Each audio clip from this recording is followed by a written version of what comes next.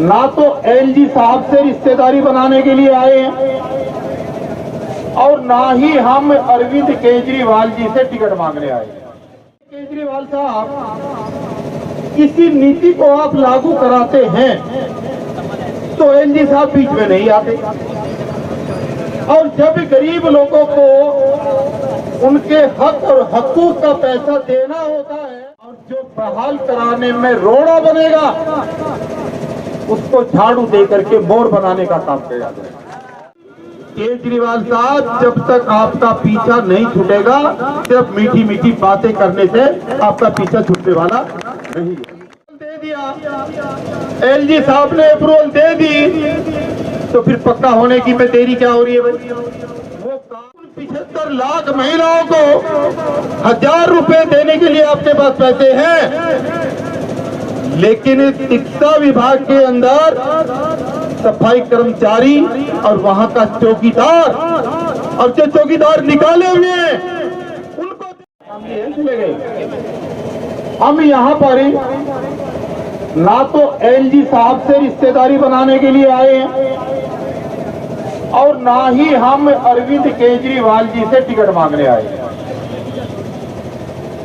आज हम यहाँ पर इसलिए आए हैं कि ये दिल्ली की गरीब जनता ये जानना चाहती है कि दिल्ली का खलनायक कौन है गरीबों का। जो काम इस दिल्ली सरकार को करना होता है वो सारे काम दिल्ली सरकार बड़े आराम से करा लेती है।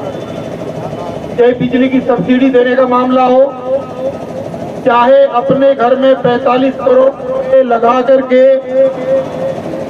रेनोवेशन कराने का मामला हो, चाहे बसों में टिकट फ्री करने का मामला हो, चाहे विधायकों की सैलरी बढ़ाने का मामला हो, और अभी अभी 1000 रुपए हर महिला को मिलेंगे, ये प्रस्ताव पास हुआ है ना।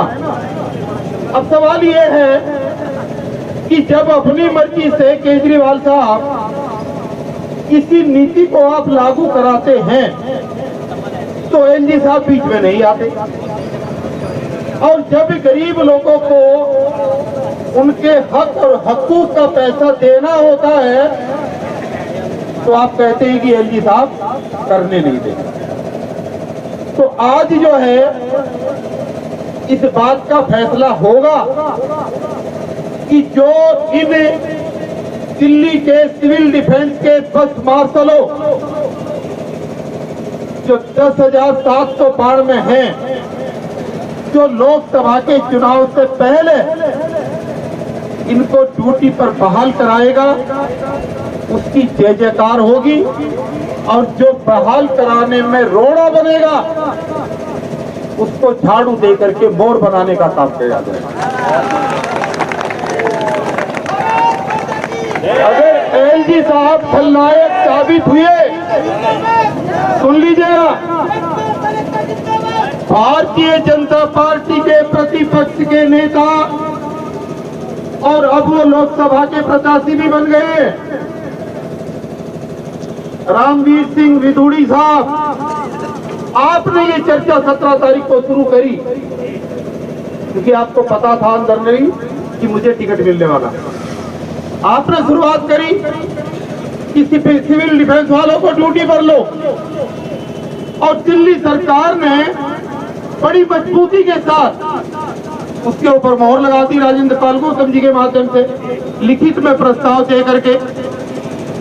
आज सवाल यह है कि अगर रामवीर सिंह विधूड़ी जी आप वास्तव ईमानदार थे और आपके एलजी साहब ईमानदार हैं तो दिल्ली सरकार के माध्यम से विधानसभा सत्र में पास किया गया ये विधेयक, इसमें उन्होंने संकल्प लिया है कि हम इन कर्मचारियों को वापस लेना चाहते हैं, आप हमारे साथ चलें, हमारी अगुवाई में चले, हम आपके पीछे चलेंगे, हमारी फाइल को क्लियर करा करके ला करके दे, हम आपका भी, आपकी सरकार का भी और आपके एलजी साहब का भी धन्यवाद करने के लिए चलेंगे, जैसे आज यहाँ पर हम आई।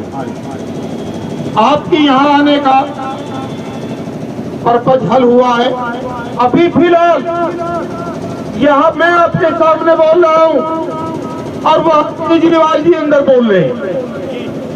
फिलहाल विधानसभा में आपके मुद्दे पर केजरीवाल जी बोल रहे हैं और ये हमने उनसे अपील की थी कि रेगुलेशन कार्यों के ऊपर नहीं चलेगा जब तक कि फाइल नहीं बनेगी और फाइल सही दिशा में नहीं बनेगी और फाइल को बना करके संबंधित अधिकारी और संबंधित मंत्री और मुख्यमंत्री के साइन होकर एलजी की टेबल पर नहीं जाएगी। केजरीवाल साहब, जब तक आपका पीछा नहीं छूटेगा, सिर्फ मीठी मीठी बातें करने से आपका पीछा छूटने वाला नहीं है। अभी मुझे जानकारी मिली है कि इस विधानसभा का सत्र जो स्पेशली शनिवार और इतवार के लिए बढ़ाया गया था और 10 तारीख तक खत्म होना था, वो आपके काम की नजाकत को देखकर 15 तारीख के लिए केजरीवाल ने अभी बढ़ा दिया और ये वादा किया है कि इनके काम को पहले किया जाएगा, तभी बाकी चीजों पर चर्चा हो। मेरी आप लोगों से गुजारिश है, देखिए ये मामला सिर्फ सिविल डिफेंस का नहीं है। यहाँ पर फिलहाल दिल्ली की भिन्न भिन्न डिस्पेंसरियों में काम करने वाले तमाम सम्मानित भाई और बहन भी आए हुए हैं, जिनकी फाइल 12 जनवरी को सौरभ भारद्वाज मंत्री जी के साइन होकर इनको पक्का करने की फाइल गई है और फाइल जाने के बाद फाइल हमने उस तरीके से बनवाई कि एलजी साहब की टेबल पर जब फाइल गई तो 10-10 बार पढ़ी गई, लेकिन एलजी साहब को कहीं पर भी कलम रखने की उसमें और कमी निकालने का मौका नहीं मिला। अल्टीमेटली एलजी साहब ने उसको अप्रूवल दिया। जब सरकार ने अप्रूवल दे दिया, एलजी साहब ने अप्रूवल दे दी, तो फिर पक्का होने की में देरी क्या हो रही है भाई? वो काम भी अभी रुका हुआ पड़ा हुआ है। इसी तरीके से जो सरकारी स्कूलों में गार्ड काम करते हैं, जो सरकारी स्कूलों में सफाई कर्मचारी काम करते हैं, उनकी कई महीने की सैलरी नहीं मिल रही है। अरे केजरीवाल साहब, दिल्ली की महिलाओं को, दिल्ली में 1 करोड़ 48 लाख टोटल मतदाता है, यानी कि 75 लाख महिलाएं हैं। 75 लाख, उन 75 लाख महिलाओं को 1000 रुपए देने के लिए आपके पास पैसे हैं, लेकिन शिक्षा विभाग के अंदर सफाई कर्मचारी और वहां का चौकीदार और जो चौकीदार निकाले हुए हैं, उनको देने के लिए तेरे पास पैसे क्यों नहीं है? पहले इसका जवाब दे। ये जवाब चाहिए इस जनता को आज। ये लड़ाई दोस्तों लंबी है। पीएससीएस के अंदर हमारे 500 कर्मचारियों को निकाला हुआ है, वहां पर बहुत बड़ा आंदोलन चल रहा है। आने वाली 15 मार्च को वहां पर फिर दोबारा आर पार की लड़ाई शुरू होने वाली है, क्योंकि जितने भी सरमाएदार लोग हैं, जितने भी पैसे वाले लोग हैं, पुलिस इनके मुट्ठी में होती है, नेता इनकी मुट्ठी में होते हैं। ये गरीब लोगों का शोषण करके बचाए हुए पैसे से अपने आकाओं को खुश रखने की कोशिश करते हैं। इसलिए दोस्तों, जितने भी साथी मेरे यहाँ पर आवाज सुन रहे हैं और सोशल मीडिया के माध्यम से जहां तक दिल्ली के तमाम संगठित और असंगठित 25 लाख मजदूरों के अंदर जहां तक मेरी आवाज जा रही है, आप सब लोगों से मेरा अनुरोध है कि इस 1 महीने में, आज से लेकर जब तक दिल्ली का चुनाव है, दिल्ली में चुनाव की डेट अभी नहीं आई ना, जिस दिन तक डेट आती है और चुनाव की तारीख आती है, दिल्ली के खलनायक को हमें ढूंढना है कि खलनायक केजरीवाल है या खलनायक एलजी साहब। और अगर दोनों बढ़िया हैं तो भाई दोनों का धन्यवाद, हमारा काम कर दो, हमारे लोगों को ढूंढो। और अगर बदमाशी हुई तो ये जो गलियों में मीटिंग करेंगे ना इस बार, इनका मुंह काला करके भेजेंगे वहां से। आप मजबूती के साथ तैयार रहें, मजबूती के साथ। कितनी बड़ी मीटिंग हो रही हो, कितने हजार लोग हो, अगर आप 20 लोग भी पहुंच गए लठ लेकर तो वो मीटिंग खराब हो जानी है। सब लोग जो है आपको संभालेंगे, आए हुए लोगों को नहीं संभालेंगे। और ये काम हमें करना पड़ेगा, डेली करना पड़ेगा।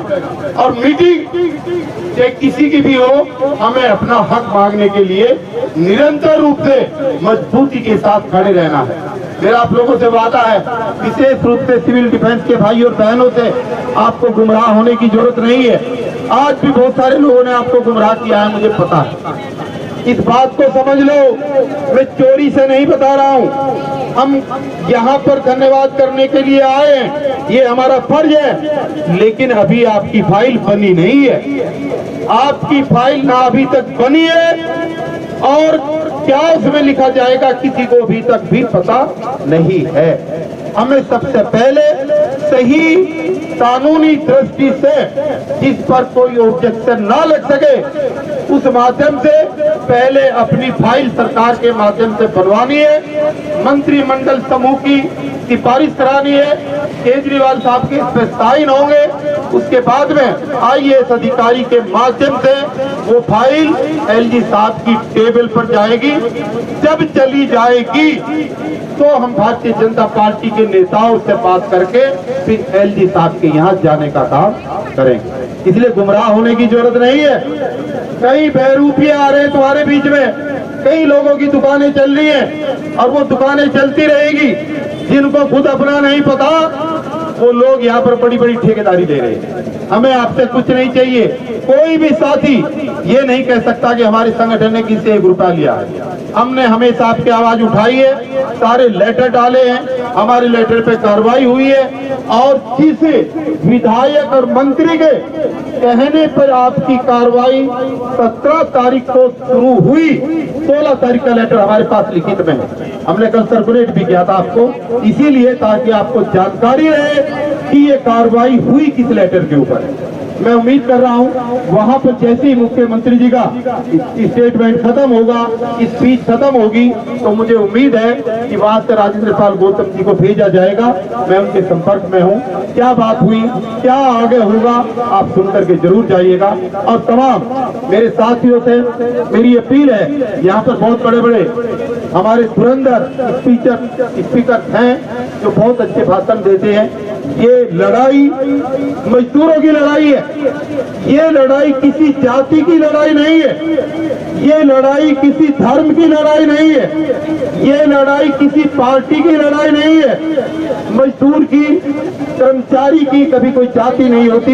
हमारी एक ही जाति और एक ही धर्म है कि हमें अपना रोजगार चाहिए। पहले हमें रोजगार दो, उसके बाद में हम फिर आपसे बात करेंगे। तो कोई भी आदमी ऐसी कोई बात ना करे जो मुद्दे से हट करके हो। हम अपने काम के लिए आए हैं, हम अपनी सिफारिश लेकर आए हैं, हम अपने सुख रोने के लिए आए हैं, हम सरकार का धन्यवाद करने के लिए आए हैं। और धन्यवाद के साथ साथ हम दिल्ली सरकार के तमाम मंत्रियों से, हम दिल्ली सरकार के अंदर जितने भी हमारे विधायक हैं उनसे, और दिल्ली के मुख्यमंत्री से ये अपील करने के लिए भी आए हैं और उनको ये वादा याद कराने के लिए आए हैं कि 2013, 2015 और 2020 के चुनावी घोषणा पत्र के अंदर केजरीवाल साहब आपने ये वादा किया था कि अगर दिल्ली में मेरी सरकार बनती है तो मैं दिल्ली के तमाम ठेका कर्मियों को पक्का करूंगा। ये कहा था या नहीं कहा था पता है। आज वो समय आ गया है।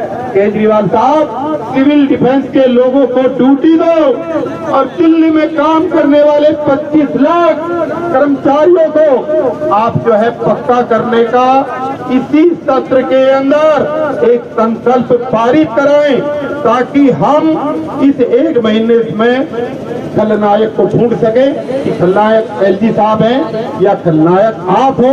वादा खिलाफी आपने की है या काम को होने में रोड़ा कि दिल्ली के राज्यपाल लगा रहे हैं, ये हम जानना चाहते हैं।